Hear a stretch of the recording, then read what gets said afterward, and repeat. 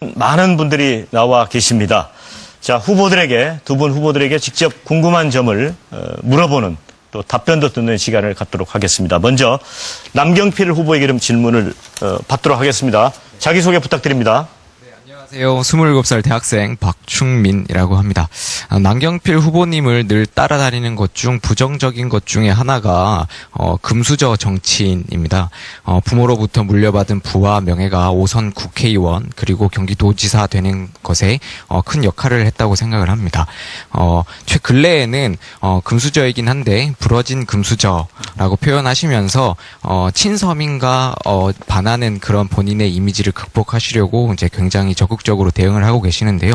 그런데 솔직히 사회적 지위가 높고 사회적 지위가 높은 부모님 밑에서 유복하게 자라 서민의 삶에 공감하기 좀 어려우실 것 같은데, 그러면 이러한 남경필 후보님께서는 어떻게 이제 서민 정책, 사회적 약자를 위한 정책 이런 것들을 펼칠 것인지, 네, 그런 이제 궁금하고요. 그 다음에 이제 그런 이제 금수저 정치인으로서 물론 꼭 흑수저야 한다는 것은 없습니다. 그런 금수저 정치인으로서의 약점을 어떻게 극복하고 그리고 어떻게 더 진실성 있게 국민에게 다가갈 것인지 여쭙겠습니다. 네. 네, 보고 답변하시죠. 아, 그럴까요? 예. 예. 학생을. 제가 좋은 부모님 밑에서 태어나서 좋은 환경을 가졌다는 것을 부인할 수는 없습니다. 그렇지만 정치를 시작하는 데는 조금 편했어요. 하지만 제가 정치를 5번을 수도권에서 당선이 됐는데요. 순탄치 않았습니다. 특히 노무현 대통령 탄핵 열풍 때는 거의 이렇게 명함을 드리면요, 수도권에서 팍팍 찢어가지고 얼굴에다 던집니다. 그러한 것을 5번의 선거를 통과를 했고요. 이 세월호 참사가 났던 그 해에 바로 경기도지사 선거를 했습니다. 아주 쉽지 않은 선거였습니다. 그래도 그것을 다행히 이겨냈습니다. 또 제가 국회의원 하는 동안에 저는 늘 박근혜 대통령과도 멀었고 이명박 대통령과도 멀었고 그러면서 사실은 여당 의원을 하면서 사찰을 받았습니다. 늘 권력에 쓴소리를 하면서 이 개혁파란 이름을 들었죠. 저는 순탄한 정치를 한 건 아닙니다. 많은 상처도 입었고요. 그 가정의 어려움도 겪었습니다. 제가 서민적인 삶을 태어나진 않았지만 미국의 루즈벨트 대통령처럼 서민을 위한 정치를 할 겁니다. 이미 경기도에서는요, 청년 실업 문제, 집 없는 분들의 어려움, 또 은퇴하신 분들의 일자리, 장애인 복지, 이런 문제에 있어서 실질적인 해답을 내놓고 하나하나 풀어나가고 있습니다. 제가 정말 받은 것이 많은 사람으로서 그 받은 것을 우리 사회에 돌려드릴 수 있는 그러한 따뜻한 그리고 복된 그러한 정치를 할 수 있는 대통령이 되도록 최선을 다하겠습니다. 네, 답변이 충분히 되셨습니까? 몇 점 주실 거예요? 저는 95점 드리겠습니다. 감사합니다. 네. 추가 질문 안 하시겠어요? 추가 질문은 없고, 그러한 이제 남경필 후보님의 마인드가 이제 한국에서 이제 노블리스 오블리제 생각하시면은 남경필 후보님을 떠올릴 수 있는 이제 그런 게 되었으면 좋겠고, 또 이제 앞으로 역동적이고 열정적인 경선 레이스, 대선 레이스 기대하겠습니다. 감사합니다. 자, 이번에는 유승민 후보에게 질문을 들어보도록 하겠습니다. 어느 쪽에 계신가요? 네, 자기소개 부탁합니다. 예, 안녕하세요. 저는 정치학을 전공하고 있는 대학원생 추정현이라고 합니다. 유승민 후보님께서는 현재 여론조사에 따르면 지지율이 5% 미만으로 저조한 실적입니다. 선거에서는 집토끼를 잡는 것이 중요한 전략이라고 생각합니다. 보수 정당의 후보라면 보수층의 지지를 받아야 된다고 생각하는데요. 황교안 대통령 권한대행 이 불출마 선언 이후 그 지지도가 홍준표 후보에게 간 것이 사실입니다. 보수의 대안으로 후보님께서 상승하리라고 생각했지만 그렇지 예상을 빗나간 것이 사실인데요. 이러한 상황에서 후보님께서는 그 보수층의 마음을 잡기 위해서 어떻게 생각하시는지 궁금하고, 그리고 이러한 이유가 나타난 게 후보님께서 자유한국당, 즉 새누리당에서 뛰쳐나온 것 때문에 보수층이 배신감을 느끼기 때문이 아닌가 저는 그렇게 생각합니다. 그래서 바른정당의 대선 후보가 되신다고 하실지라도 보수층의 마음을 잡기 위해서 어떻게 하셔야 될지 그리고 후보님의 의견을 들려주셨으면 감사하겠습니다. 예. 어떻게 그래 아픈 질문을 점잖게 하세요. 지도가 그게 예, 아픈 부분이죠. 근데 저는 이번에 정말 신념을 가지고 출마를 했습니다.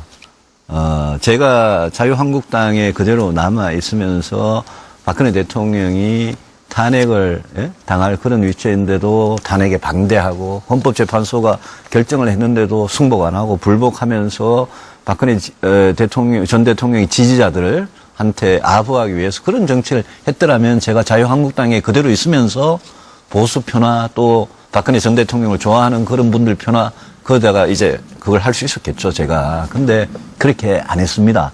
그렇게 안 하고 제가 아까 모두에 말씀을 드렸는데 저는 박근혜 전 대통령이나 자유한국당에 계시는 몇 분 아주 골수 보수라고도 할 수 없는 수구적인 사람들 그 사람들 몇몇이 지금 중요한 게 아니라고 생각합니다. 저는 대한민국 보수가 지금은 완전히 망할 소멸될 위기에 와 있다. 왜냐? 그동안 보수가 헌법 법률 안 지키고 부패했고 기득권에 집착하고 재벌 대기업 편들고 부자들 편들면서 서민 중산층의 아픔을 완전히 몰랐습니다.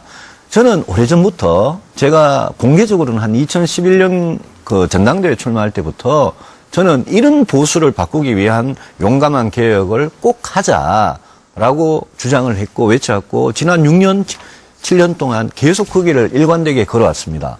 그것 때문에 제가 대통령한테도 탄압도 많이 받고 원내대표에서도 뭐 사실상 쫓겨나고 작년에는 뭐 공천 학살도 당하고 저하고 같이 새누리당에서 개혁적인 길을 걸었던 젊고 개혁적인 의원들은 저 때문에 그런 길을 걸었다는 이유로 완전히 다 그냥 공천 학살을 당하지 않았습니까? 그럼에도 불구하고 저는 과거 새누리당에 남아서 0.1% 가능성만 있어도 거기에 남아서 보수의 몸통을 바꿔보고 싶었는데 못했습니다. 그래서 저는 지금 지지도에 절대 실망하지 않습니다. 저는 지금 지지도가 오히려 세상에 공짜가 없다는 걸 저한테 일으켜줬고 지금 이 낮은 숫자에서 하나씩 쌓아 올라가는 지지도가 저희 진짜 지지도다. 이렇게 저는 믿고 있습니다. 그래서 저는 국민들께서 빨리 이 탄핵의 이 혼란 분열에서 빨리 벗어나서 그러라고 박근혜 전 대통령 보고 빨리 승복하고 잘못 인정하고 국민들한테 어루만져 통합하는 메시지 하는 걸 안 하고 계시지 않습니까? 잘못하고 계시는 거죠. 계속 정치 행위를 하는 거죠. 근데 저는 국민들께서 오히려 현명하게 이걸 끝내고 2017년에 5월 9일 날 뽑을 대한민국 대통령이 과연 어떤 사람이 돼야지 그때부터 우리 국민들의 삶, 경제, 안보, 복지, 교육, 노동 이런 문제를 진짜 근본적으로 개혁할 수 있고 지금 완전히 쓰나미 같이 몰아치는 이 안보위기, 경제위기 극복할 수 있냐. 전 좀 미래를 봐주십사 이렇게 호소합니다. 그래서 네. 결론적으로 말씀드리면 제가 기존의 수구적인 그런 보수에 아부하기보다는 새로운 보수를 계속 호소하는 이런 노력을 계속하겠다는 말씀드립니다. 네, 답변이 충분히 됐나요? 뭐 다소 억울하시게 느끼시는 부분이 있으신 것 같은데 저는 소감을 잠깐 말씀드리겠습니다. 보수가 위기인 상황에서 개혁적 보수로서 대표 주자로서 좋은 모습 보여주시기를 기대하겠습니다. 예, 꼭 그렇게 하겠습니다. 감사합니다. 예. 점수는 물어보지 않겠습니다. 혹시 또 비교될 수도 있기 때문에. 네. 자, 그것 때문에 조마조마했는데. 네. 자, 지금 후보들께 상당히 좀 어려운 질문이었는데 두 분 다 좀 답변을 잘 해주신 것 같습니다. 자, 질문 받느라 이제 힘드셨을 텐데 분위기를 좀 바꿔 보겠습니다. 저희가 자, 국민과 함께 공감할 수 있는 내 인생의 한 컷. 이 사진을 좀 들고 와 주십사 이렇게 특별히 부탁을 드렸습니다.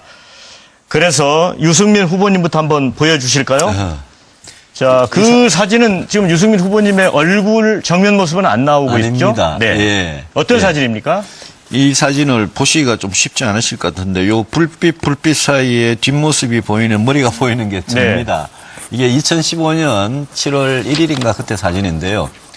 2015년에 제가 새누리당 원내대표를 하고 있던 시절에 저는 국회 교섭단체 대표연설에서도 박근혜 정부가 지난 2년 동안 해오던 식으로 하면 안 된다. 바꾸자. 이렇게 이야기를 했고 공무원연금법 통과시키면서 제가 국회법이라는 걸 야당하고 합의를 해서 통과시켰는데 그때부터 이 대통령, 당시 대통령께서 뭐 저를 배신의 정치라고 그러고 그러니까 막 친박들이 매일 저를 회의 때마다 못 살게 구는 그 회의장에 제가 이제 뭐 끌려 들어가는 건 아니고 제 발로 걸어 들어가는 그런 사진인데요. 그러니까 이제 언론들 관심이 끌렸는데 제가 이 무렵에 한 통의 편지를 받은 게 있습니다. 어떤 회사원인데요. 원내대표가 아니라 미생의 대표, 미생 대표가 돼달라 이러시면서 저보고 끝까지 꿋꿋하게 버텨달라. 만약 대표님이 그만둬버리면, 던져버리면 내 맨날 직장에서 상사한테 혼나고 깨지고 폭언당하고 가족들 때문에 이 사표도 못 내고 근근히 버티는데 제가 너무 비참해질 것 같다 이러면서 그분이 제발 미생 대표가 돼주고 끝까지 물러나지 말라고 싸워달라고 그런 편지를 제가 받았습니다. 굉장히 가슴이 뭉클했는데 그때 그 사진이고 그때 끝까지 버티다가 의원님들이 의원총회에서 사퇴 공고를 하셔서 물러나긴 물러났습니다만은 제 인생을 많이 바꿔놓은 그런 사건입니다. 예. 네. 자, 이번에는 남경필 후보님. 두 남자가 있는데. 네. 한 분은 어떤 분입니까? 이분은 저희 경기도 연정 네. 이 성공하고 나서 처음으로 임명된 더불어민주당 출신의 이기우 부지사입니다. 네. 굉장히, 표정이 예. 화한대소라고 하죠. 얼굴이 찢어지게 웃는 예. 그런 모습인데. 이유가 예. 두 가지가 있는데요. 하나는 워낙 오래 기다렸습니다.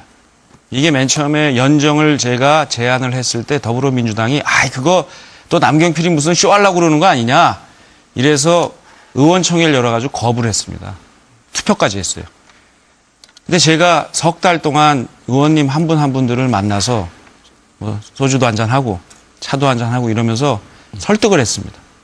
그랬더니 이 의원님들께서 이 연정에 대한 필요성 또 진정성을 이해를 해주시고 석 달 후에 다시 의원총회를 열어서 표결을 했는데 거꾸로 뒤집어져서 그때 민주당이 경선을 통해서 선출하신 분입니다. 또 하나는 이 연정이야말로 저는 대한민국의 미래 정치라고 믿었고 지금도 그렇게 생각을 합니다. 왜냐하면 정치인들 싫어하는 이유가 너무 싸우잖아요. 싸우면서 국민들을 위한 일은 안 합니다. 근데 경기도에서 연정을 이제 시작하면서 여야가 힘을 합하고 또 한 지붕 두 가족을 하고 있고 적과의 동침을 하다 보니까 안 싸워요. 그리고 정치가 안정이 되니까 기업인들이 투자를 합니다. 일자리가 늘어납니다. 이렇게 해서 경기도에선 지금 도가 또 조지사가 의회하고 협력을 해가지고 정말 획기적인 정책들을 좀 이따 설명드리겠습니다만 하고 있습니다. 그 결과의 밑받침이 바로 정치의 안정, 권력을 나누는 겁니다. 작은 권력을 나눠본 사람이 큰 권력을 나누는데요. 이렇게 권력을 나누면 권력이 투명해집니다. 투명한 권력, 함께하는 권력, 이 연정이야말로 대한민국의 최고 앞으로의 미래 정책이라고 생각을 해서 그걸 성공시켰던 그때가 생각이 나서 오늘 사진을 들고 나왔습니다. 네.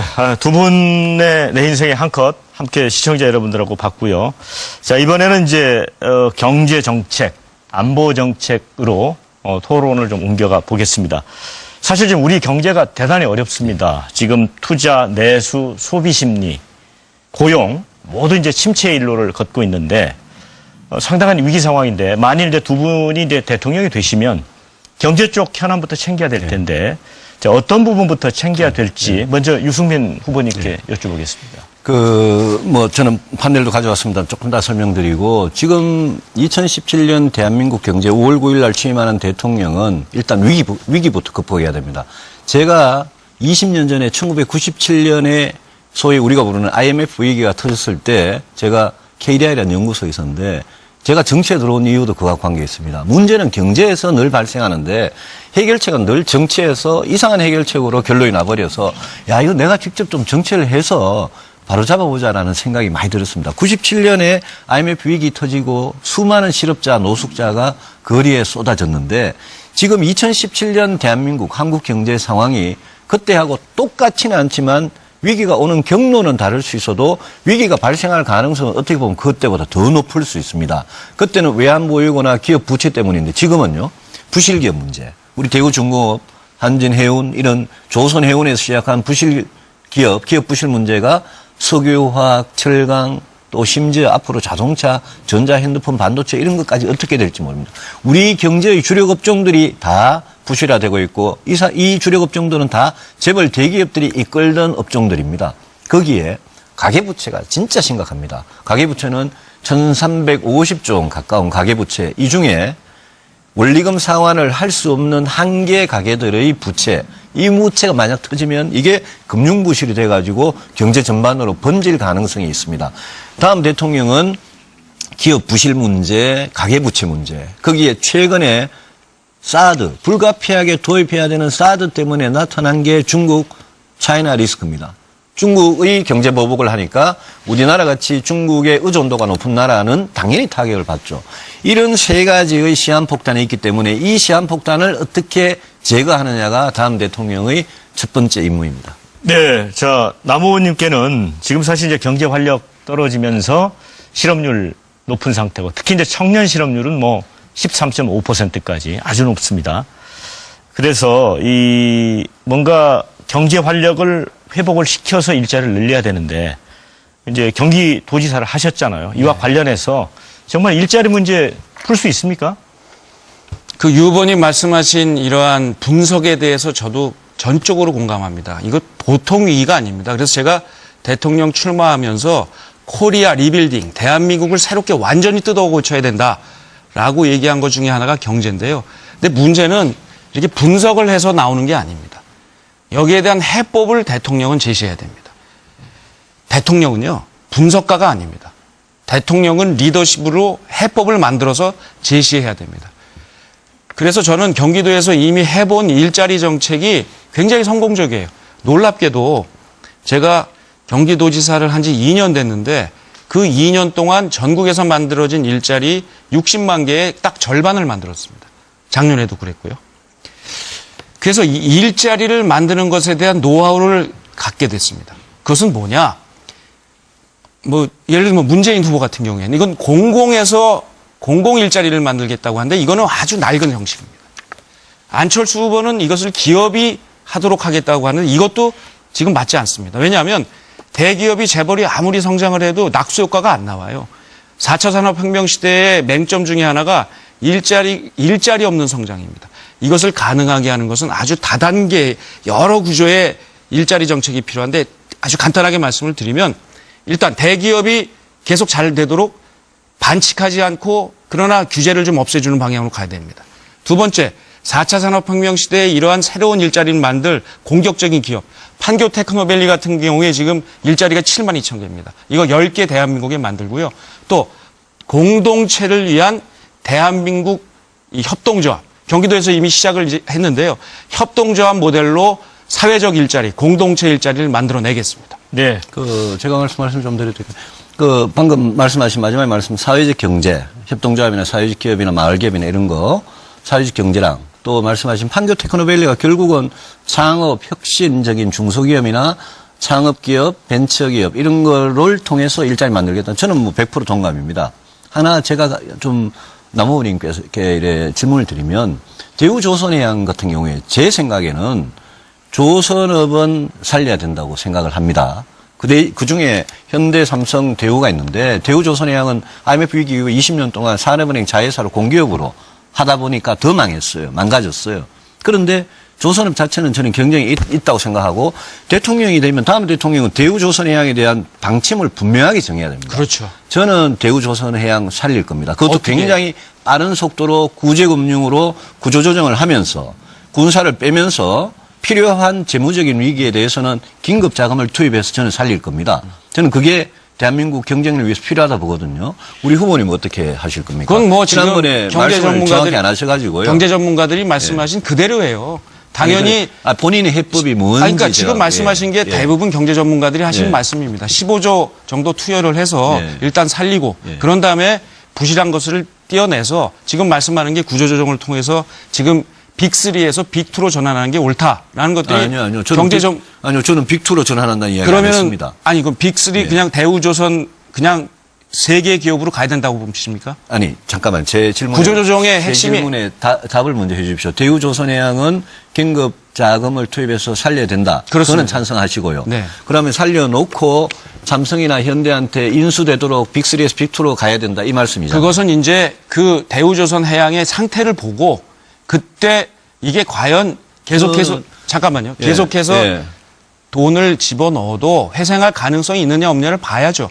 근데 회생할 가능성이 없는데 계속해서 또 자구책 마련도 없이 돈을 집어넣는 것은 잘못된 아니요, 것이죠. 그게 아니라 이제 구제금융을 해서 살리는 거는 그거 자체의 하나의 일이고 지금도 구제금융을 대우조선해양을 잠깐만요. 삼성이나 지금도 현대 팔아서 빅2로 만드는 거는 또 다른 차원의 일이에요. 그렇습니다. 지금 거기에 구조조정을 대한 말씀하시는데 빅2 말씀을 하시니까 그건 시장이 판단할 문제입니다. 아니요, 시장이 판단할 문제라뇨. 대우조선해양은 아니 대우조선해양이 살고 아니, 나서 정부가 빅2로 빅3로 가는 것을 어떻게 정부가 그걸 짜게 줍니까? 아니요. 대우조선해양은 지금 이제까지 20년 동안 공기업이었고 네. 이 공기업의 운명은 정부가 정해야 됩니다. 네. 특히 국민의 돈으로 아니, 근데 구제금융을 하고 나서 살리면 근데 그것을 그다음부터는 이걸 어디로 갈 삼성이- 것인지를 시장이 결정을 해야죠. 아니요, 어디로 갈 것인지도 파는 사람이 결정합니다. 공기업 민영화를 모르시는 아니 근데 사는 사람이 아니죠, 거기에 대한 아니죠. 그게 삼성이나 삼성이나 어떻게 해야 된다고 현대한테 생각하십니까? 아니, 그 대우조선해양은 공기업으로 남아서 망가졌기 때문에 긴급 구제금융으로 살려놓고 네. 경쟁력을 회복한 다음에는 별도의 법인으로 민간 기업으로 민영화를 시키되 지금 빅2에다가 저는 파는 거는 반대입니다. 저는 현대나 삼성이 파는 거는 반대입니다. 그래 되면 더 조선사가 더 독과점이 돼가지고 더 안 좋을 수가 있기 때문에 근데 전체 대우조선해양을 경쟁력 있는 민간 기업으로 탈바꿈시키는 그런 방식의 민영화를 하는 게 저희 목표거든요. 근데 그래 이런 후보님, 문제에 대해서 좀 근데 이렇게 전체- 다음 대통령은 취임하자마자 바로 액션이 있어야 되거든요. 후보님. 근데 네. 여기에 대해서 우리 후보님께서는 정부가 모든 것을 다 하신다고 하는데 공기업에 대해서는 정부가 하죠. 아니요, 당연히. 그렇죠. 그렇지만 앞으로 이 조선업계의 시장 전 세계적인 글로벌 마켓에 대한 전망 같은 것을 보면서 해야지 정부가 무조건 들어가서 이렇게 저래라 하는 것은 아니, 맞지 않다는 거죠. 보면서 살릴만 하니까 남원님도 살리겠다고 동의하신 거 아닙니까? 그러나 거기에는 제 말씀은 거기에는 분명한 조건들이 필요합니다. 지금 대우조선이 자기 자구책들을 안 하고 노력을 안 해서 또 돈이 들어가게 생겼어요. 이렇게 밑밥은 덕에 물붓기식으로 하는 건 안 맞다는 걸 말씀을 드리는 겁니다. 아니요, 언제까지 돈을 네. 계속 이렇게 들어부을 거기까지 하겠습니다. 거기까지 하시고 또 한 가지 또 우리 사회에 좀 안타까운 일이랄까요? 이 비정규직과 정규직 간의 격차 그리고 이제 비정규직이 계속 늘고 있죠. 기업 입장에서는 그 비용 절감 이런 효율성 때문에 이제 추구를 하고 있는데 자 이런 부분들이 이제 굉장히 고통을 줍니다. 자 이 문제도 해결을 꼭 해야 될 것 같아요. 다음 정부에서 이 부분과 관련해서는 남 후보님은 어떤 보관을 갖고 계십니까? 이 비정규직 문제는 이 노동 문제의 핵심은 일자리를 얼마나 만드느냐, 그리고 어떻게 나누느냐, 그리고 현재 비정규직인 분들을 어떻게 이걸 정규직으로 만들긴 현실적으로 힘듭니다. 그래서 무기계약 같은 준정규직으로 만들어서 서로 일자리를 만들고 공유하는 이런 방향으로 가는 것이 맞습니다. 그래서 저는 역시 이 비정규직 문제의 핵심은 좋은 일자리를 많이 만드는 것부터 시작해서 나누는 것 이렇게 가도록 하겠습니다. 저는 방송에서 허락해 줘서 이걸 잠시 쓰겠습니다. 네. 비정규직은 비정규직에 대한 차별금지 제정법을 10년 전에 제정해가지고 10년 동안 해왔는데 안 되고 있습니다. 동일 노동, 동일 임금 원칙 안 지켜지고 있고요. 차별 금지도 안 지켜지고 있습니다. 그래서 저는 굉장히 비정규직 문제에 대해서는 제가 대통령이 되면 5년 동안 이 문제에 아주 집중을 할 생각이고요. 저는 사유 제한을 합니다. 대기업하고 공기업하고 금융회사 같이 여력 있는 회사는 상시적으로 지속적으로 정규직 같이 근무해야 되는 인원은 절대 비정규직으로 뽑지 말게 사유 제한을 아예 금지를 하는 겁니다. 이거는 반드시 지켜야 됩니다. 그리고 사용 총량제를 해서요. 간접 노동, 그러니까 사내도급이나 특수직 이런 거 포함해서 간접 노동을 포함해서 비정규직 총량제를 업종이나 회사별로 차이가 나는 특성을 감안해서 이거를 도입하겠다는 거고요. 차별 시정도 이것도 징벌적 배상과 같은 이런 강력한 조치가 있지 않으면 기업들이 자꾸 도망가고 피하고 이래서 되질 않습니다. 그래서 강력하겠다는 거고 요거는 뭐냐면요.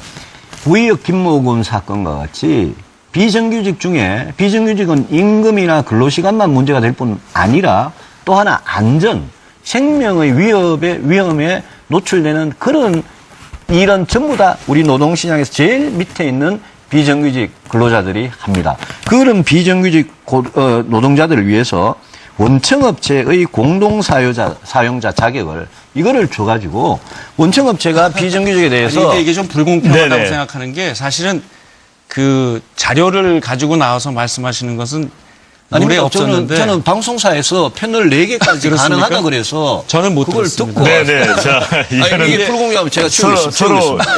예. 이해를 해 주시고요. 자, 아니 다 치울게요. 사실 이제 인구 고령화 문제, 그 다음에 이제 저출산, 최근에 이제 미국 그 자료를 보면 합계 출산율이 지난해 1.25명입니다. 이게 세계 220대 나라 가운데 220입니다. 그럼 이게 OECD뿐 아니라 세계 거의 꼴찌다 이렇게 볼 수 있거든요. 그래서 이제 그 육아 문제 이런 거 관련해서 유승민 후보께서 예. 뭐 칼퇴근법이랄까, 예, 또 좀 육아휴직 많이 3년법, 예. 굉장히 획기적인 정책인데 또 반론도 있는 것 같습니다. 반론도 먼저 좀 있습니다. 설명을 해주시고 또 반론 예. 들어가겠습니다. 저는 아이를 낳고 키우고 싶은 나라를 만드는 게 다음 정부의 제1의 목표가 된다고 생각합니다. 이거를 안 하고 진작 했어야 되는데 안 하고 있으면 30년 뒤에 우리나라 인구의 상당 부분이 없어지고요. 한 400~500년 뒤에는 우리나라 대한민국 나라가 지구상에서 없어집니다. 이거는 저성장하고 저출산은 같이 가는 겁니다. 이거는 심각한 문제인데 지난 10년 동안 11년 동안 100조 원을 퍼부었습니다. 여기에.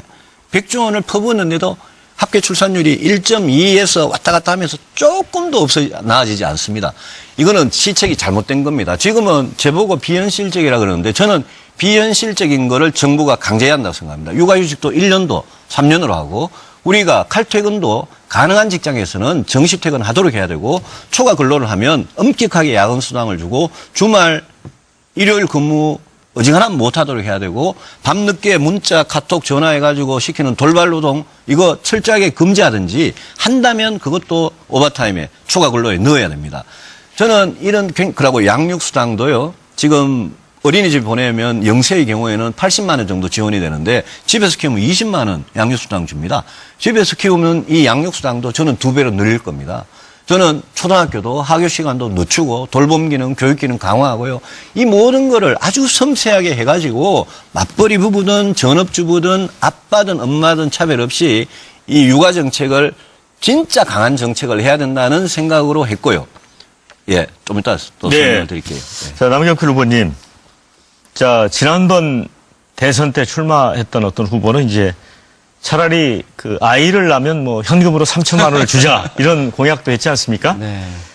그런 주장도 있는데 어떻게 생각하세요? 유승민 후보님 말씀 아니 듣고. 좋은 정책이긴 하신데 현실성이 떨어집니다. 왜냐하면 이게 아주 작은 정책들이에요. 아까 비정규직 정책들도 이렇게 디테일하게 하셨는데 그 디테일한 정책이 아니라 이 맥을 짚어야 합니다. 왜 아이를 안 낳냐? 결혼을 안 해요. 왜 결혼을 안 해요? 결혼할 상상을 못 합니다.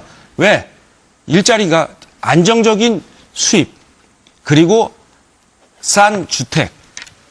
그래야 결혼을 할 생각을 하고요. 그 다음에 아이를 못 낳는 이유가 사교육비 때문에 그렇습니다. 또 하나 중요한 게 뭐냐면 이 보육시설이 너무 부족해요. 이 4가지를 국가가 잡지 못하면 저출산에다가 무슨 칼퇴근 시키니 뭐 이런 것들이 유효한 정책일 수 있습니다만 맥을 못 잡은 거예요. 그래서 저는 대통령이 되면 이 4가지 일자리, 주거, 보육, 사교육 이 문제를 근본적으로 잡겠습니다. 제가 유승민 후보께 좀 질문을 드리고 싶은데 저는 유승민 후보께서 이 보육이나 이런 데 이제 여러 가지 정책을 내놓으셨는데 제가 걱정되는 게 있어요.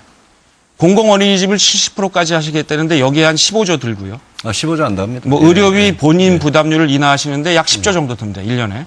그다음에 국민연금 최저연금액을 80만 원으로 인상하시는데 약 18조 원 들어요.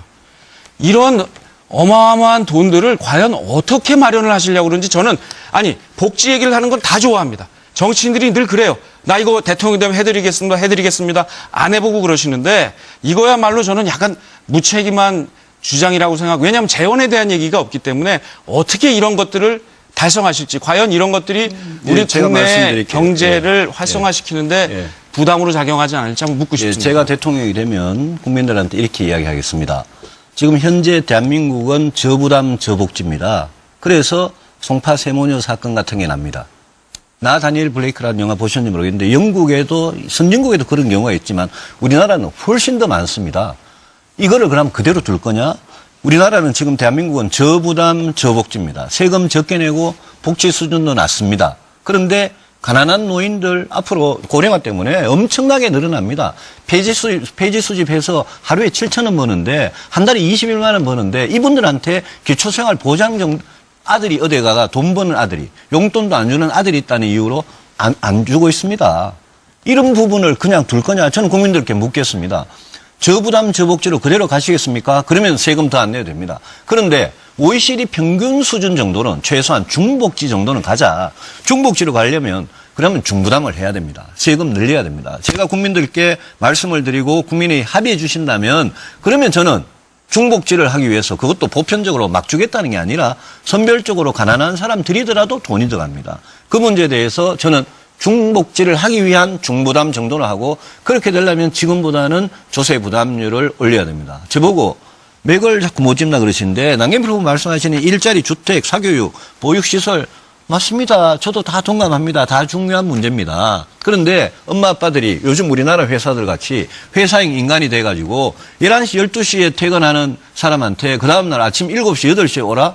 이래가지고 언제 아이를 낳고 언제 키웁니까? 그래서 알겠습니다. 네. 예. 디테일한 정책도 섬세한 정책도 때로는 필요한 겁니다. 중부담이라고 얘기를 하셨는데요. 지금 세금을 올리자는 얘기세요? 그렇습니다. 그럼 얼마나 올리자는 말씀입니까? 그거는 제가 내놓은 복지 공약에 대해서 보육 공약에 대해서 사교육 교육 공약에 대해서 아니. 제가 지금 집계를 하고 있습니다. 조세 부담 집계도 안 하고 말씀하시면 안 아니죠. 되는데요. 각각은 집계를 아니, 다 하고 조세 있죠. 부담률이 국공립대학원 국공립 잠깐만요. 제 보육시설만 질문을 좀 하더라도요. 아까 드리겠습니다. 15조라고 그러셨는데 조세 부담률 그렇게 안 됩니다. 아니 그렇지 않습니다. 제가 경기도에서 하고 있고 예. 제가 50%를 올리기 위해서 모든 거를 잠깐만요. 국고- 50%를 올리기 위해서 제가 10조 원 정도 든다는 근거로 말씀을 드린 거기 때문에 70% 하려면 그 정도 돈이 들고요.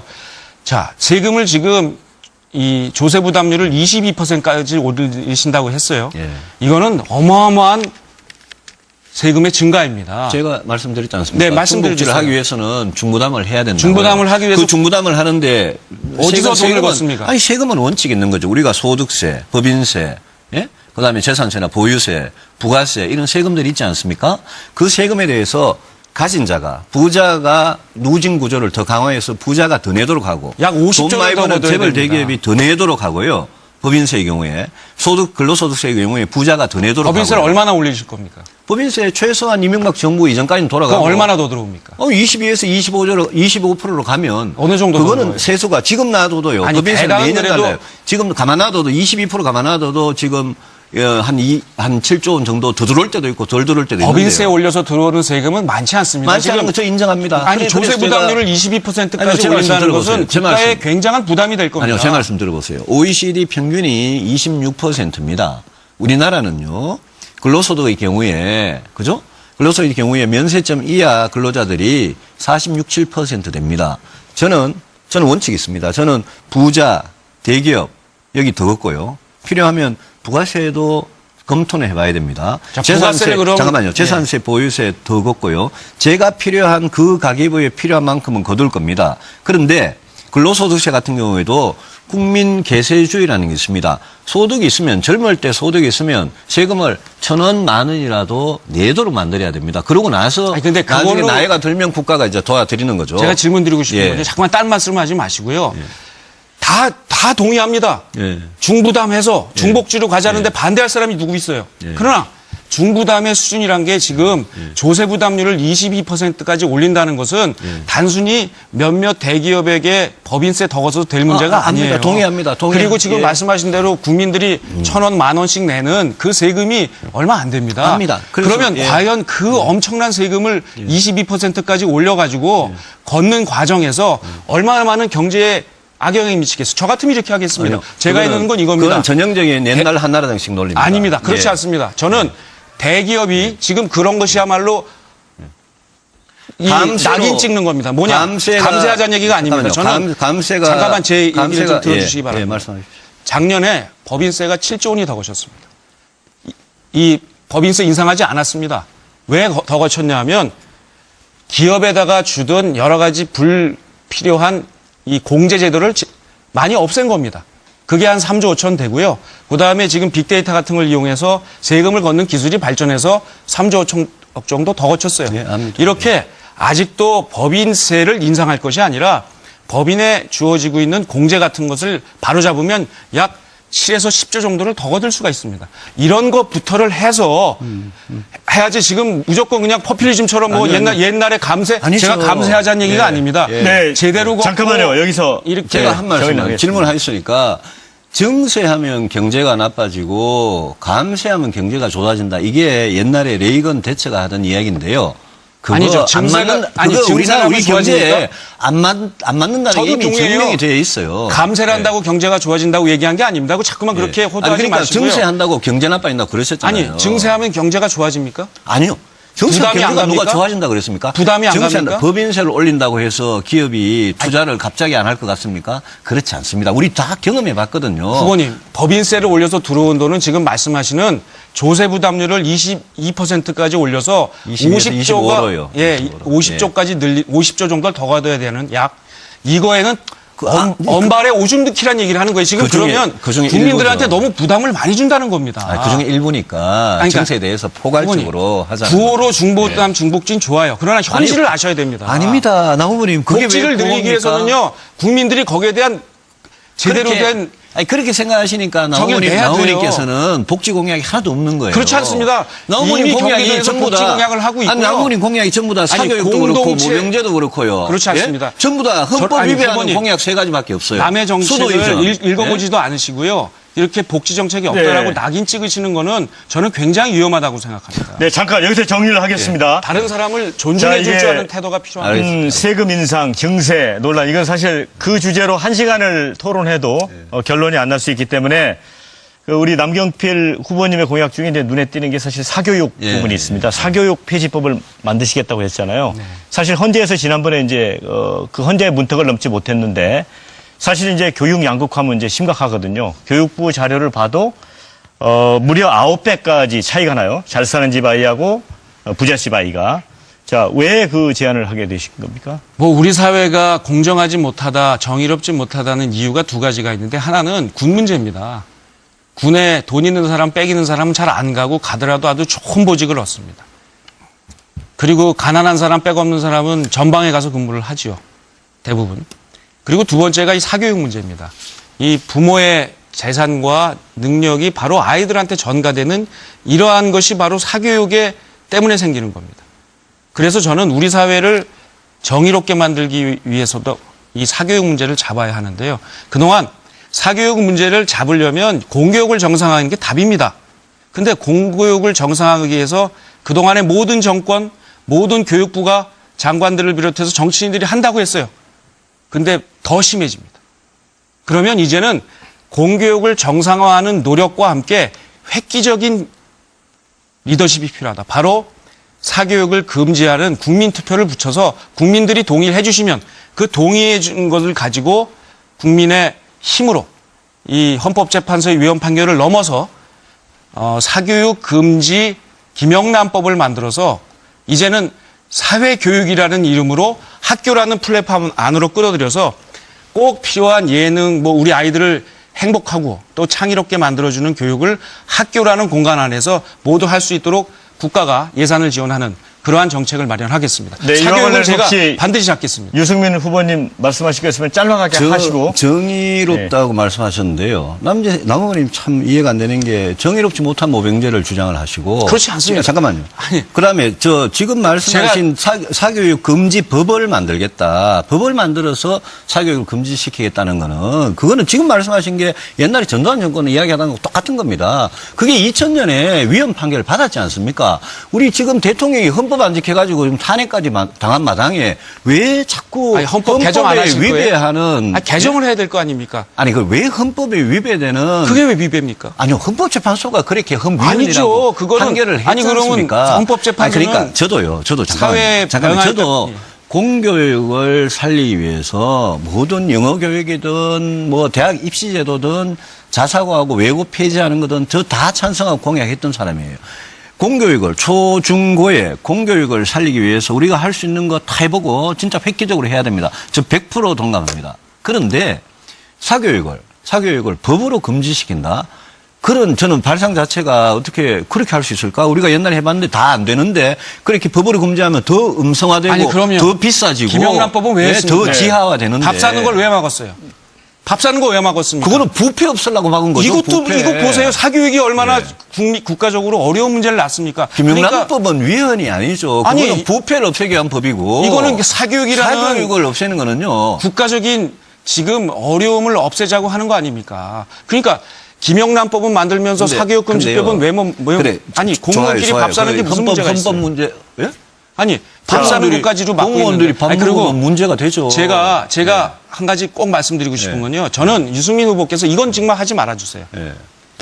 다른 네. 사람의 생각을 정의롭지 못하다고 낙인 찍는 거. 이거는 모병제가 제가 아닙니다. 말씀드리잖아요. 그거는- 모병제는 절대 정의롭지 못한 겁니다. 그거야말로 예? 정말 부분은 예. 정말 나중에 잘못된 논의를 생각이세요. 하겠습니다. 네. 그렇게 아닙니다. 남의 생각과 남의 아닙니다. 정책을 저 남 후보님, 제가 정의롭지 못하다고 낙인 찍는 아닙니다, 것이야말로 아닙니다. 민주적이지 못한 거예요. 아닙니다. 저- 남 후보님이 얼마나 정의로운 분인지는 제가 17년 동안 보증을 합니다. 제가 이 자리에서 보증할게요. 그러나 모병제가 그런데 정의롭지 남 후보님이 못하다고 하는 말씀하신 것은 모병제가 모병제는 정의롭지 나중에 못하다는 거는 논의를 하겠습니다. 그거는 제가 잠깐요. 제가 정리를 예. 하겠습니다. 예. 모병제 이제 외교안보정책은 이제 차후에 논의를 하고 지금 굉장히 뜨거운데요, 분위기가. 시청자 여러분들이 많은 문자를 보내주셨어요. 두 분 후보에게 묻는 질문도 있습니다. 그래서 제가 몇 분 질문을 좀 대리해서 좀 질문을 드리겠습니다. 자, 이 유승민 후보께 먼저 질문이 왔는데요.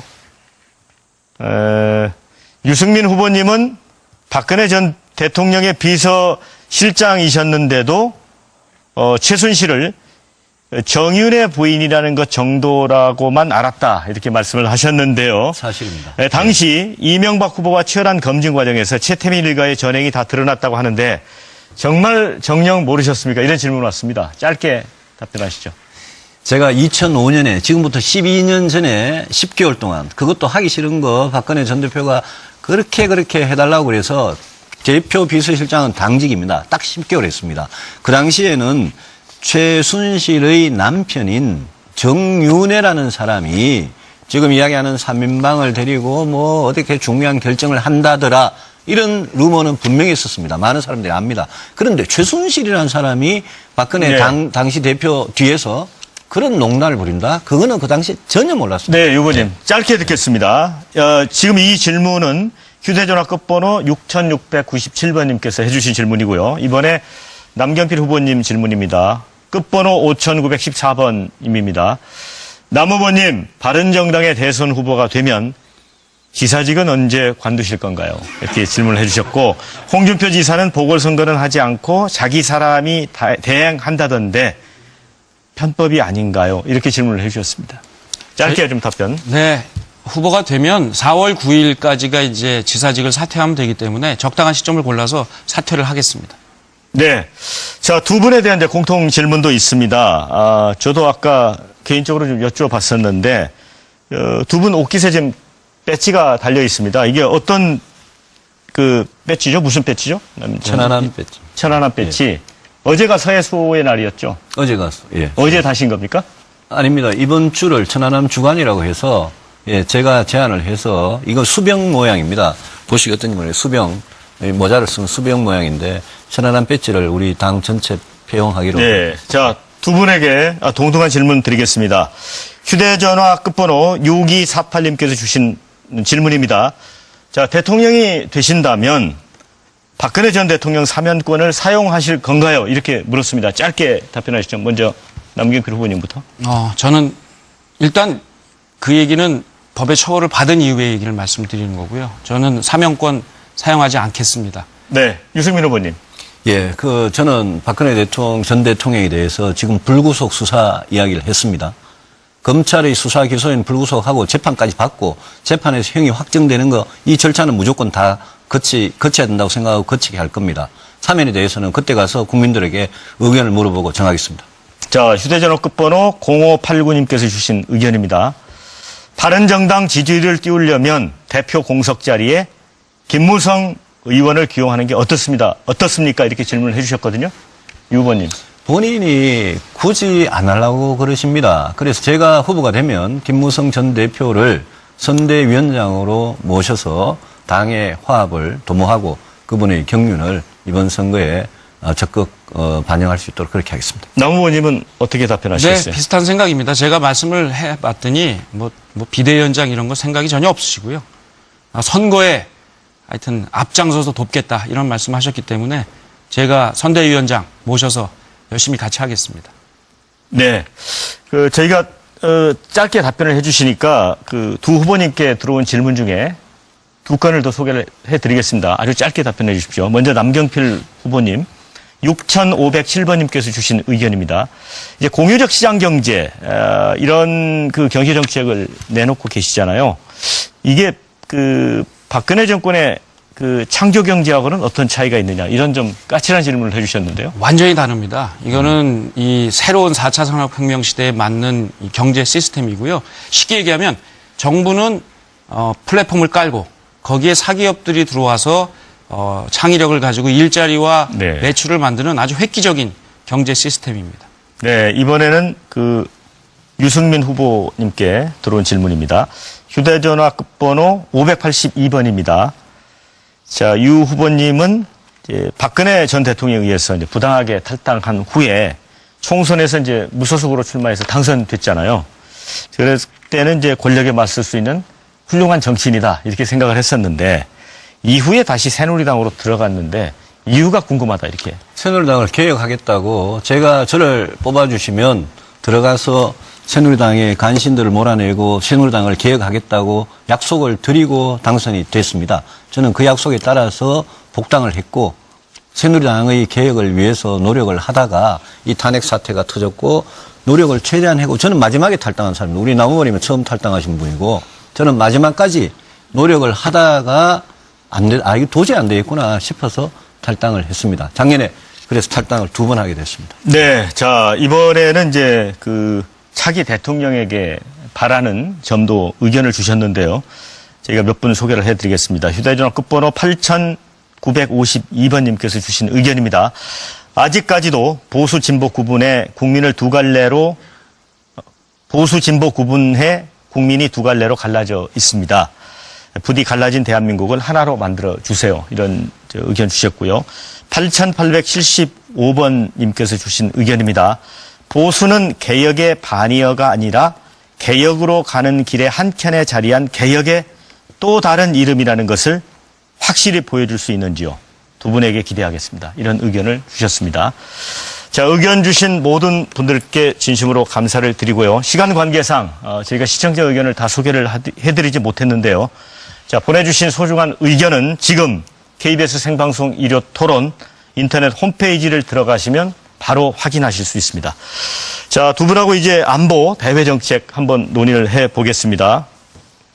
예, 외교 안보 문제, 정말 더 차기 대통령이 풀어야 될 문제입니다. 얼마 전에 틸러슨 방안에서도 이 선제 타격론, 뭐 이런 얘기도 있었고, 또 미 상원의 테러 지원국, 북한에 대한 재지정법 발의. 그렇지만 이제 북한을 다루는 해법은 또 중국이 여전히 엇박자입니다. 미국이 이제 중국 역할론을 내세웠지만 중국은 공동책임론 이렇게 응수를 했고, 남경필 후보님, 대통령이 혹시 되시면 어떻게 풀어가시겠습니까? 북한의 미사일 문제. 이 북한을 놓고 지금 제재를 하고 있습니다. 국제 공조를 하고 있습니다. 그래서 그 제재의 틀을 공고해야 합니다. 그러나 이란 핵 사태에서도 보듯이 이 제재만 가지고 문제가 해결되지는 않습니다. 저는 대통령이 되고 나면 제재를 하면서 대화를 시작하겠습니다. 그래서 대화와 제재를 병행하면서 이 문제를 풀어가는데 역시 여기에 가장 기초는 한미 동맹을 튼튼하게 하는 겁니다. 그러면서 저는 북한과도 직접 대화를 해야 된다고 봅니다. 김정은과 못 만날 이유가 없습니다. 물론 문재인 후보처럼 제일 먼저 북한 가겠다 이런 얘기 안 합니다. 그러나 미국과 중국과의 공조, 일본과의 공조를 튼튼히 하면서 북한과의 직접 대화를 통해서 이 문제에 대한 해법을 풀기 위해서 특히 제가 제일 걱정하는 건 딴 게 아니고요. 우리 대한민국의 국익과 상관없는 결정이 미국과 중국에 의해서 내려지는 것. 이런 것들은 막아야 합니다. 예를 들면 선제 타격론 이런 것들은 우리 대한민국의 안보에 큰 영향을 미치기 때문에 우리의 의사결정이 반영되지 않는 채 자기들끼리 결정하는 구조를 만들지 않게 하기 위해서도 우리가 북한과의 직접 대화를 아주 공세적으로 하는 것이 옳다고 봅니다. 유승민 후보님. 네, 뭐 네. 동의를 많이 합니다만은 저는 이렇게 생각합니다. 다음 대통령 취임하면 5월 9일부터 북한의 핵미사일 문제, 중국의 우리 경제보복 문제, 그 사다 관련이 있죠. 그 다음에 미국의 트럼프 행정부하고 어떤 관계를 할 거냐, 아베하고 어떤 관계.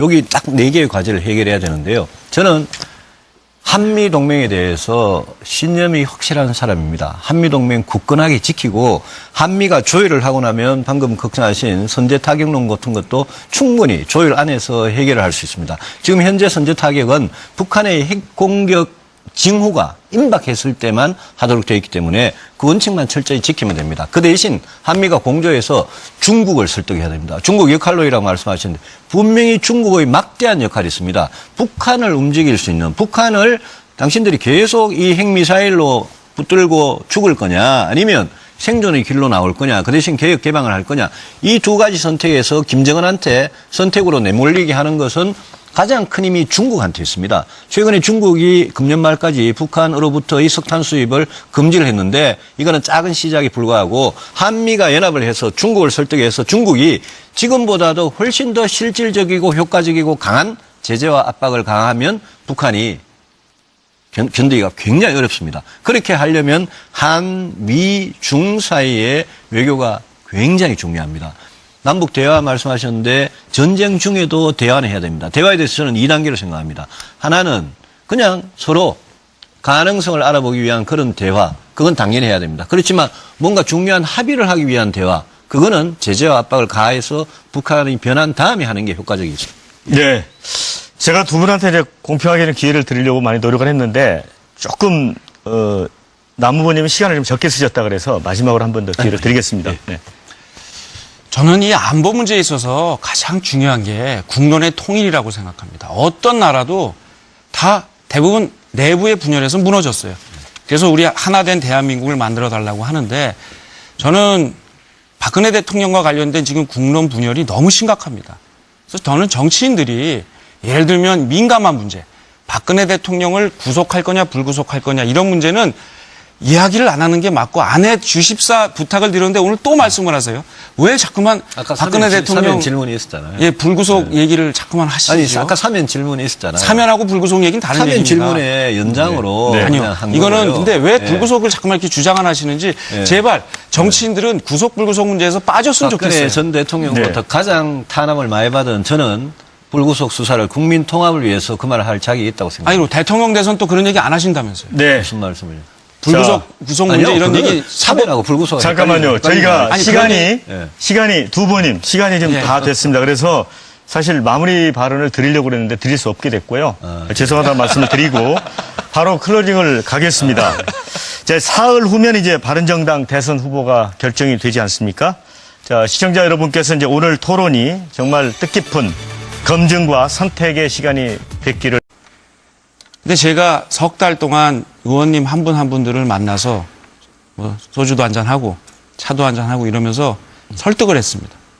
그랬더니 이 의원님들께서 이 연정에 대한 필요성 또 진정성을 이해를 해주시고 석 달 후에 다시 의원총회를 열어서 표결을 했는데 거꾸로 뒤집어져서 그때 민주당이 경선을 통해서 선출하신 분입니다.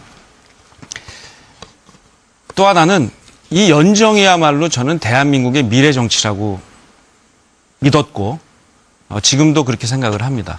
왜냐하면 정치인들 싫어하는 이유가 너무 싸우잖아요.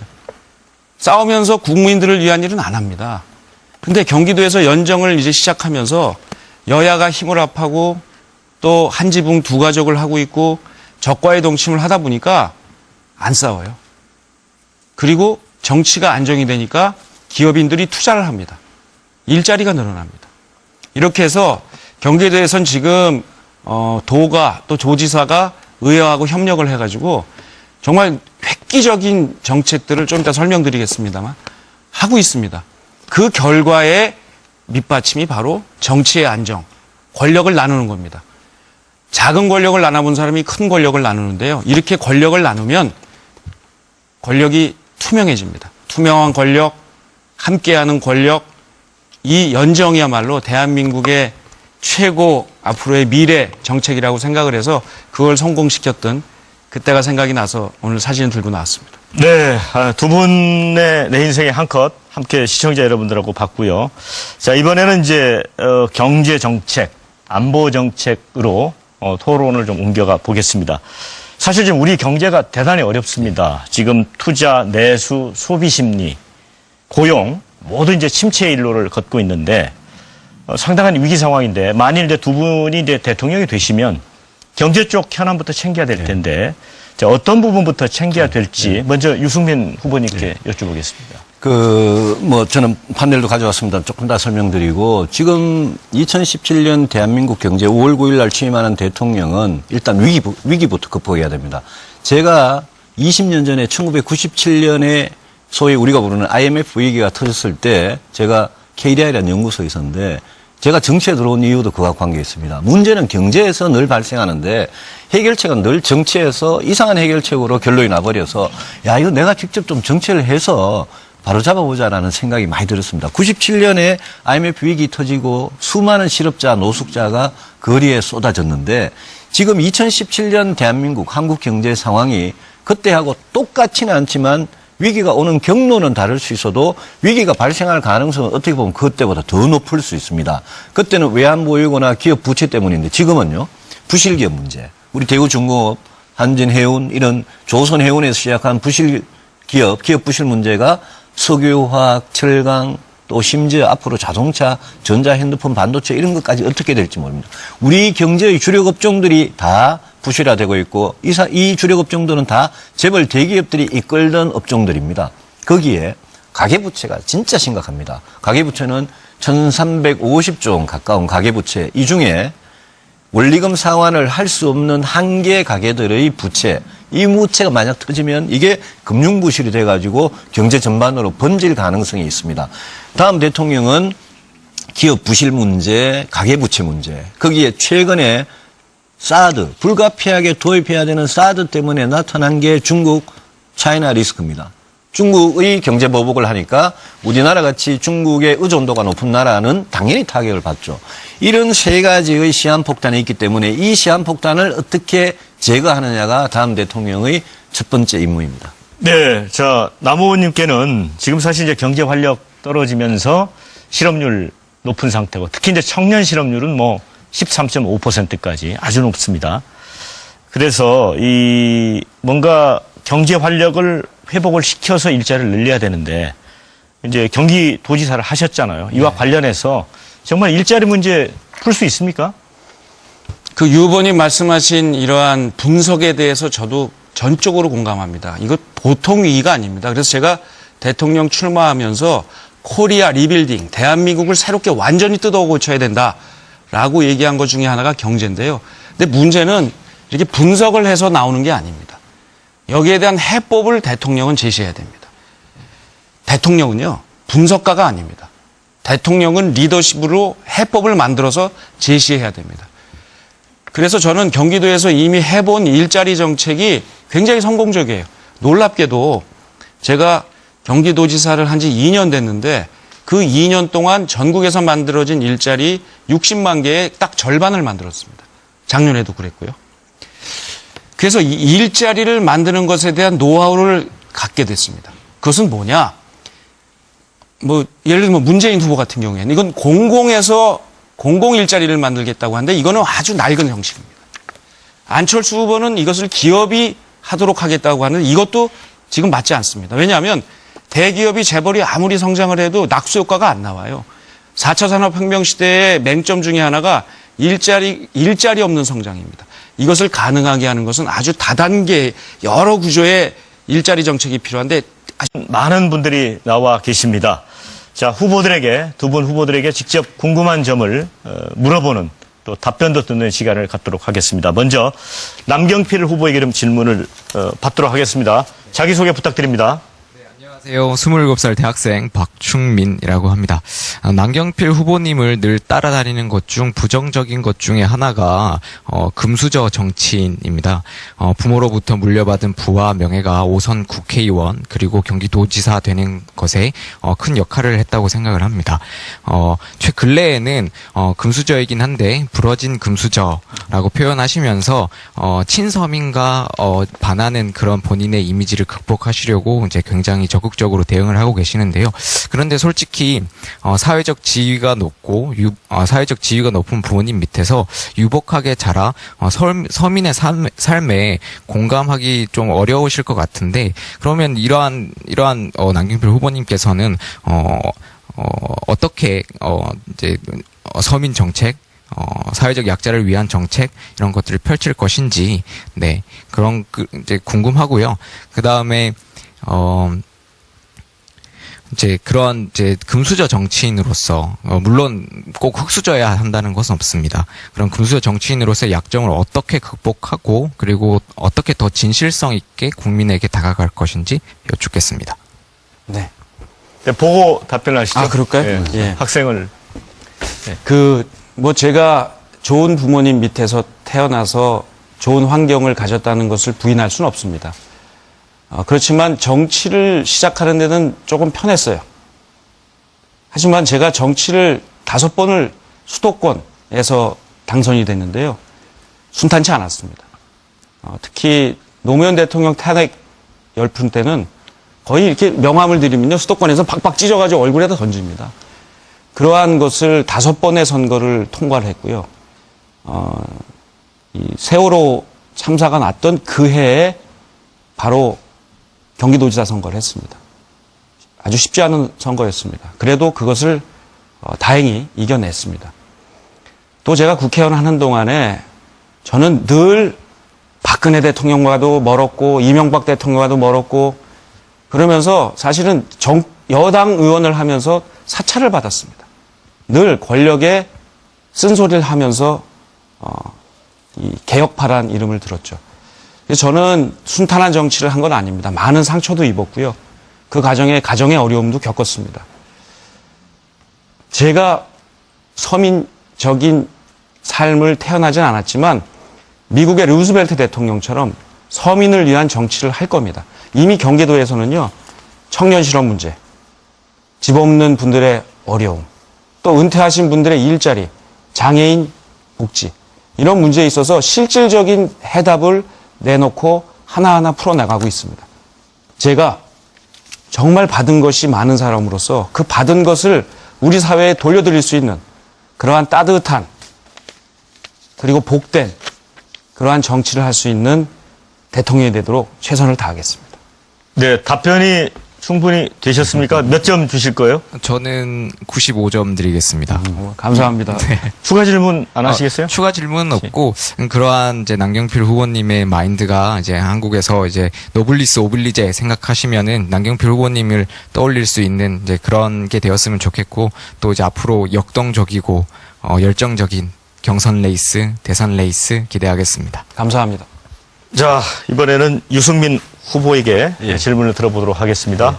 어느 쪽에 계신가요? 네, 자기소개 부탁합니다. 예, 안녕하세요. 저는 정치학을 전공하고 있는 대학원생 추정현이라고 합니다. 유승민 후보님께서는 현재 여론조사에 따르면 지지율이 5% 미만으로 저조한 실적입니다. 선거에서는 집토끼를 잡는 것이 중요한 전략이라고 생각합니다. 보수 정당의 후보라면 보수층의 지지를 받아야 된다고 생각하는데요. 황교안 대통령 권한대행 이 불출마 선언 이후 그 지지도가 홍준표 후보에게 간 것이 사실입니다. 보수의 대안으로 후보님께서 상승하리라고 생각했지만 그렇지 예상을 빗나간 것이 사실인데요. 이러한 상황에서 후보님께서는 그 보수층의 마음을 잡기 위해서 어떻게 생각하시는지 궁금하고, 그리고 이러한 이유가 나타난 게 후보님께서 자유한국당, 즉 새누리당에서 뛰쳐나온 것 때문에 보수층이 배신감을 느끼기 때문이 아닌가, 저는 그렇게 생각합니다. 그래서 바른정당의 대선 후보가 되신다고 하실지라도 보수층의 마음을 잡기 위해서 어떻게 하셔야 될지, 그리고 후보님의 의견을 들려주셨으면 감사하겠습니다. 예. 어떻게 그래 아픈 질문을 점잖게 하세요. 지도가 그게 예, 아픈 부분이죠. 근데 저는 이번에 정말 신념을 가지고 출마를 했습니다. 제가 자유한국당에 그대로 남아 있으면서 박근혜 대통령이 탄핵을 당할 그런 위치인데도 탄핵에 반대하고 헌법재판소가 결정을 했는데도 승복 안 하고 불복하면서 박근혜 전 대통령의 지지자들을 한테 아부하기 위해서 그런 정치를 했더라면 제가 자유한국당에 그대로 있으면서 보수표나 또 박근혜 전 대통령을 좋아하는 그런 분들 표나 거기다가 이제 그걸 할 수 있었겠죠, 제가. 근데 그렇게 안 했습니다. 그렇게 안 하고. 아주 간단하게 말씀을 드리면 일단 대기업이 계속 잘 되도록 반칙하지 않고 그러나 규제를 좀 없애주는 방향으로 가야 됩니다. 두 번째, 4차 산업혁명 시대에 이러한 새로운 일자리를 만들 공격적인 기업. 판교 테크노밸리 같은 경우에 지금 일자리가 7만 2천 개입니다. 이거 10개 대한민국에 만들고요. 또 공동체를 위한 대한민국 이 협동조합. 경기도에서 이미 시작을 했는데요. 협동조합 모델로 사회적 일자리, 공동체 일자리를 만들어내겠습니다. 네. 제가 말씀 좀 드려도 될까요? 방금 말씀하신 마지막에 말씀, 사회적 경제, 협동조합이나 사회적 기업이나 마을기업이나 이런 거, 사회적 경제랑 또 말씀하신 판교 테크노밸리가 결국은 창업, 혁신적인 중소기업이나 창업기업, 벤처기업 이런 거를 통해서 일자리 만들겠다. 저는 뭐 100% 동감입니다. 하나 제가 좀 남호님께 질문을 드리면 대우조선해양 같은 경우에 제 생각에는 조선업은 살려야 된다고 생각을 합니다. 그 중에 현대, 삼성, 대우가 있는데 대우조선해양은 IMF 위기 이후 20년 동안 산업은행 자회사로 공기업으로 하다 보니까 더 망했어요. 망가졌어요. 그런데 조선업 자체는 저는 경쟁이 있다고 생각하고 대통령이 되면 다음 대통령은 대우조선해양에 대한 방침을 분명하게 정해야 됩니다. 그렇죠. 저는 대우조선해양 살릴 겁니다. 그것도 어떻게? 굉장히 빠른 속도로 구제금융으로 구조조정을 하면서 군사를 빼면서 필요한 재무적인 위기에 대해서는 긴급 자금을 투입해서 저는 살릴 겁니다. 저는 그게 대한민국 경쟁을 위해서 필요하다 보거든요. 우리 후보님은 어떻게 하실 겁니까? 그건 뭐 지금 지난번에 경제 말씀을 정확히 전문가들이 안 하셔가지고요. 경제 전문가들이 말씀하신 그대로예요.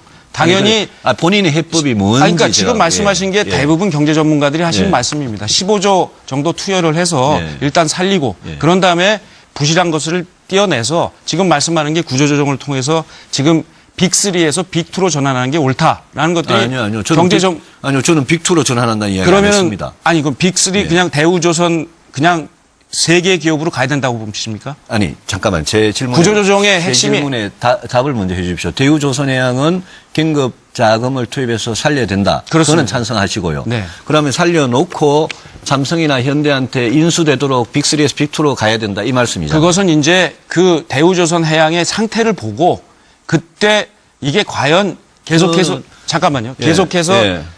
돈을 집어넣어도 회생할 가능성이 있느냐 없느냐를 봐야죠.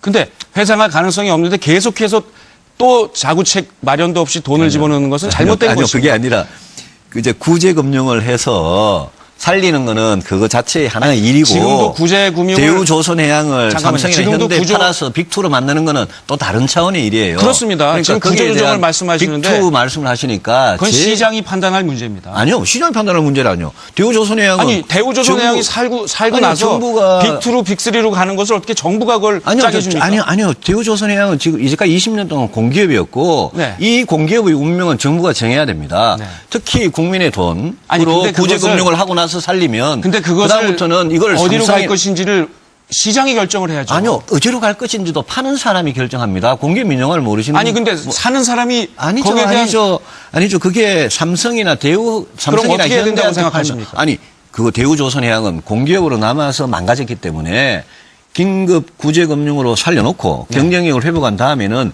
별도의 법인으로 민간 기업으로 민영화를 시키되 지금 빅2에다가 저는 파는 거는 반대입니다.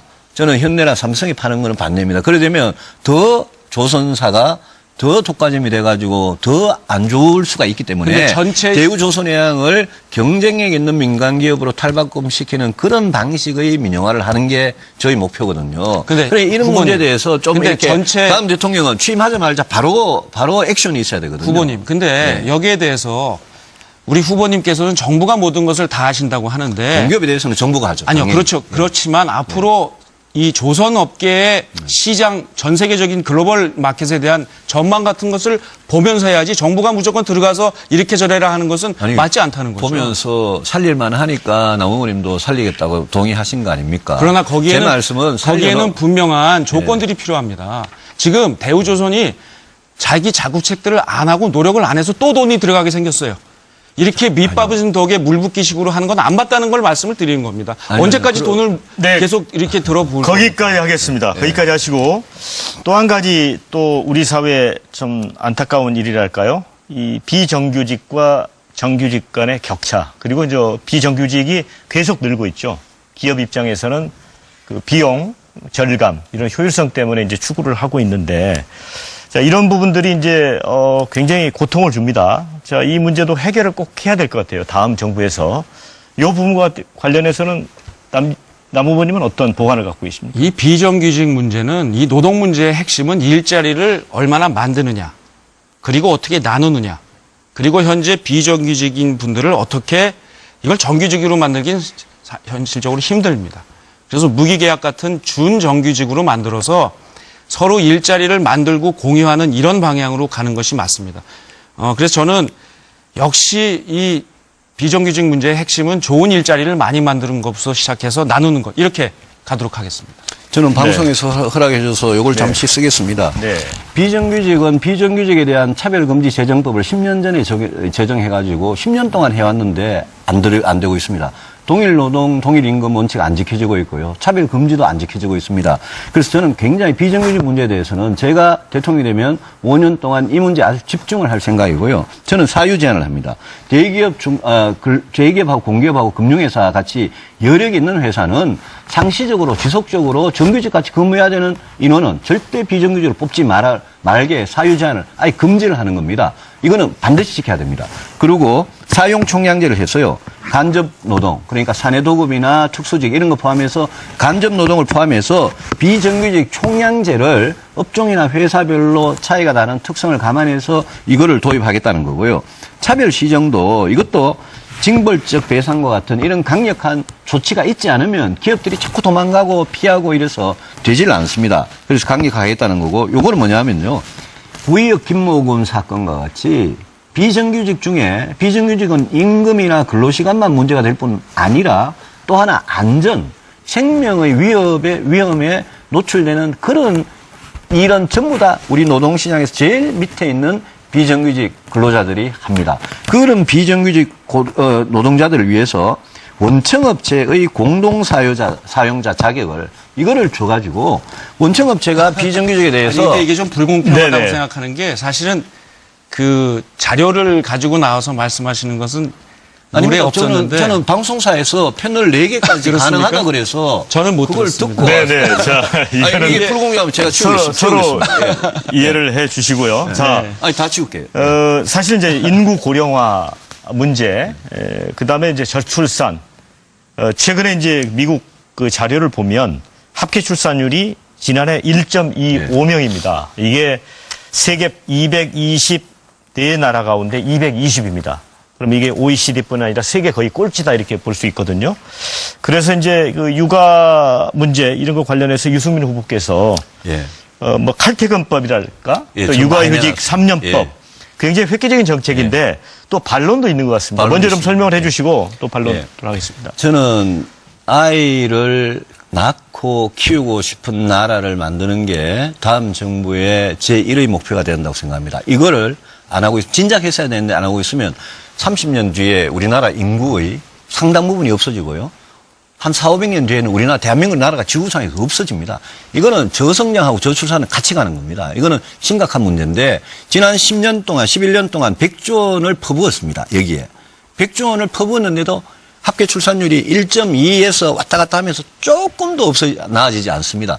이거는 시책이 잘못된 겁니다. 지금은 제보고 비현실적이라 그러는데 저는 비현실적인 거를 정부가 강제해야 한다고 생각합니다. 육아휴직도 1년도 3년으로 하고 우리가 칼퇴근도 가능한 직장에서는 정시퇴근 하도록 해야 되고 초과 근로를 하면 엄격하게 야근 수당을 주고 주말 일요일 근무 어지간하면 못하도록 해야 되고 밤늦게 문자, 카톡, 전화해가지고 시키는 돌발 노동 이거 철저하게 금지하든지 한다면 그것도 오버타임에 추가 근로에 넣어야 됩니다. 저는 그리고 양육수당도요. 지금 어린이집 보내면 영세의 경우에는 80만 원 정도 지원이 되는데 집에서 키우면 20만 원 양육수당 줍니다. 집에서 키우면 이 양육수당도 저는 2배로 늘릴 겁니다. 저는 초등학교도 학교 시간도 늦추고 돌봄 기능, 교육 기능 강화하고요. 이 모든 거를 아주 섬세하게 해가지고 맞벌이 부부든 전업주부든 아빠든 엄마든 차별 없이 이 육아 정책을 진짜 강한 정책을 해야 된다는 생각으로 했고요. 예, 좀 이따 또 설명을 드릴게요. 예. 자, 남경필 후보님. 자, 지난번 대선 때 출마했던 어떤 후보는 이제 차라리 그 아이를 낳으면 뭐 현금으로 3천만 원을 주자 이런 공약도 했지 않습니까? 네. 그런 주장도 있는데 어떻게 생각하세요? 유승민 후보님 말씀 아니, 듣고. 좋은 정책이긴 하신데 현실성이 떨어집니다. 왜냐하면 이게 아주 작은 정책들이에요. 아까 비정규직 정책들도 이렇게 디테일하게 하셨는데 그 디테일한 정책이 아니라 이 맥을 짚어야 합니다. 왜 아이를 안 낳냐? 결혼을 안 해요. 왜 결혼을 안 해요? 결혼할 상상을 못 합니다. 왜? 일자리가 안정적인 수입, 그리고 싼 주택. 그래야 결혼을 할 생각을 하고요. 그 다음에 아이를 못 낳는 이유가 사교육비 때문에 그렇습니다. 또 하나 중요한 게 뭐냐면 이 보육시설이 너무 부족해요. 이 4가지를 국가가 잡지 못하면 저출산에다가 무슨 칼퇴근 시키니 뭐 이런 것들이 유효한 정책일 수 있습니다만 맥을 못 잡은 거예요.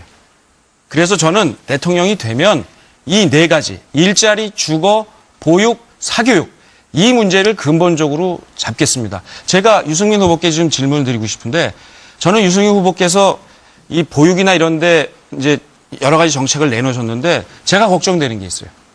공공어린이집을 70%까지 하시겠다는데 여기에 한 15조 들고요. 15조 안 됩니다. 뭐 의료비 본인 부담률을 인하하시는데 약 10조 정도 듭니다. 1년에. 그다음에 국민연금 최저연금액을 80만으로 인상하시는데 약 18조 원 들어요. 이런 어마어마한 돈들을 과연 어떻게 마련을 하시려고 그러는지 저는 복지 얘기를 하는 건 다 좋아합니다. 정치인들이 늘 그래요. 나 이거 대통령이 되면 해드리겠습니다. 안 해보고 그러시는데 이거야말로 저는 약간 무책임한 주장이라고 생각하고 왜냐하면 재원에 대한 얘기가 없기 때문에 어떻게 이런 것들을 달성하실지 과연 이런 것들이 우리 제가 국내 말씀드릴게요. 경제를 활성화시키는데 부담으로 작용하지 않을지 한번 묻고 싶습니다. 제가 대통령이 되면 국민들한테 이렇게 이야기하겠습니다.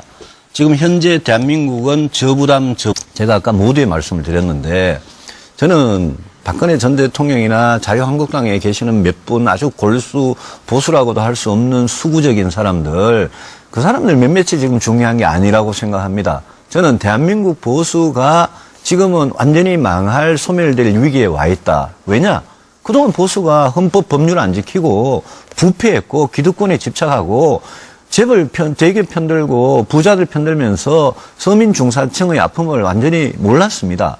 저는 오래전부터 제가 공개적으로는 한 2011년 그 전당대회 출마할 때부터 저는 이런 보수를 바꾸기 위한 용감한 개혁을 꼭 하자라고 주장을 했고 외쳤고 지난 6년, 7년 동안 계속 그 길을 일관되게 걸어왔습니다. 그것 때문에 제가 대통령한테도 탄압도 많이 받고 원내대표에서도 뭐 사실상 쫓겨나고 작년에는 뭐 공천 학살도 당하고 저하고 같이 새누리당에서 개혁적인 길을 걸었던 젊고 개혁적인 의원들은 저 때문에 그런 길을 걸었다는 이유로 완전히 다 그냥 공천 학살을 당하지 않았습니까? 그럼에도 불구하고 저는 과거 새누리당에 남아서 0.1% 가능성만 있어도 거기에 남아서 보수의 몸통을 바꿔보고 싶었는데 못했습니다. 그래서 저는 지금 지지도에 절대 실망하지 않습니다. 저는 지금 지지도가 오히려 세상에 공짜가 없다는 걸 저한테 일으켜줬고 지금 이 낮은 숫자에서 하나씩 쌓아 올라가는 지지도가 저희 진짜 지지도다. 이렇게 저는 믿고 있습니다. 그래서 저는 국민들께서 빨리 이 탄핵의 이 혼란 분열에서 빨리 벗어나서 그러라고 박근혜 전 대통령 보고 빨리 승복하고 잘못 인정하고 국민들한테 어루만져 통합하는 메시지 하는 걸 안 하고 계시지 않습니까? 잘못하고 계시는 거죠. 계속 정치 행위를 하는 거죠. 근데 저는 국민들께서 오히려 현명하게 이걸 끝내고 2017년에 5월 9일 날 뽑을 대한민국 대통령이 과연 어떤 사람이 돼야지 그때부터 우리 국민들의 삶, 경제, 안보, 복지, 교육, 노동 이런 문제를 진짜 근본적으로 개혁할 수 있고 지금 완전히 쓰나미 같이 몰아치는 이 안보 위기, 경제 위기 극복할 수 있냐? 전 좀 미래를 봐주십사 이렇게 호소합니다. 그래서 네. 결론적으로 말씀드리면 제가 기존의 수구적인 그런 보수에 아부하기보다는 새로운 보수를 계속 호소하는 이런 노력을 계속하겠다는 말씀드립니다. 네, 답변이 충분히 됐나요? 뭐 다소 억울하시게 느끼시는 부분이 있으신 것 같은데 저는 소감을 잠깐 말씀드리겠습니다. 보수가 위기인 상황에서 개혁적 보수로서 대표 주자로서 좋은 모습 보여주시기를 기대하겠습니다. 예, 꼭 그렇게 하겠습니다. 감사합니다. 예. 점수는 물어보지 않겠습니다. 혹시 또 비교될 수도 있기 때문에. 네. 자, 그것 때문에 조마조마했는데. 네. 자, 지금 후보들께 상당히 좀 어려운 질문이었는데 두 분 다 좀 답변을 잘 해주신 것 같습니다. 자, 질문 받느라 이제 힘드셨을 텐데 분위기를 좀 바꿔 보겠습니다. 저희가 자, 국민과 함께 공감할 수 있는 내 인생의 한 컷. 이 사진을 좀 들고 와 주십사 이렇게 특별히 부탁을 드렸습니다. 그래서 유승민 후보님부터 한번 보여주실까요? 자, 그 사진은 지금 유승민 후보님의 얼굴 정면 모습은 안 나오고 아닙니다. 있죠? 네. 예. 어떤 예. 사진입니까? 이 사진을 보시기가 좀 쉽지 않으실 것 같은데 요 불빛 사이에 뒷모습이 보이는 머리가 보이는 게 저입니다. 이게 2015년 7월 1일인가 그때 사진인데요.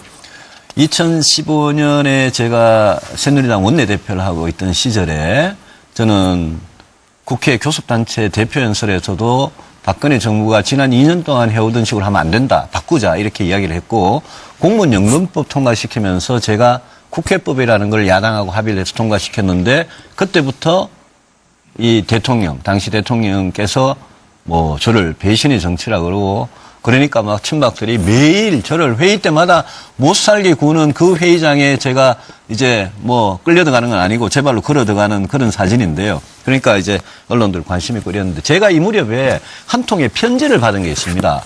어떤 회사원인데요.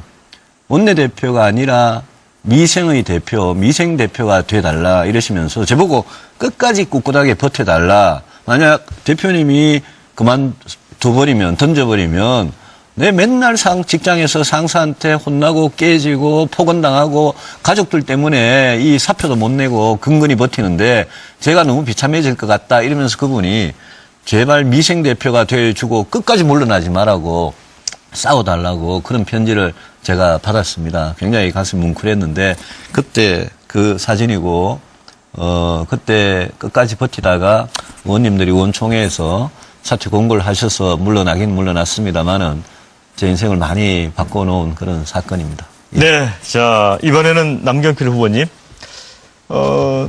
두 남자가 있는데. 네. 한 분은 어떤 분입니까? 이분은 저희 경기도 연정이 네. 성공하고 나서 처음으로 임명된 더불어민주당 출신의 이기우 부지사입니다. 네. 굉장히, 표정이 예. 파한대소라고 하죠. 얼굴이 찢어지게 웃는 예. 그런 모습인데. 이유가 예. 두 가지가 있는데요. 하나는 워낙 오래 기다렸습니다. 이게 맨 처음에 연정을 제가 제안을 했을 때 더불어민주당이 그거 또 남경필이 무슨 쇼하려고 그러는 거 아니냐. 이래서 의원총회를 열어가지고 거부를 했습니다. 투표까지 했어요.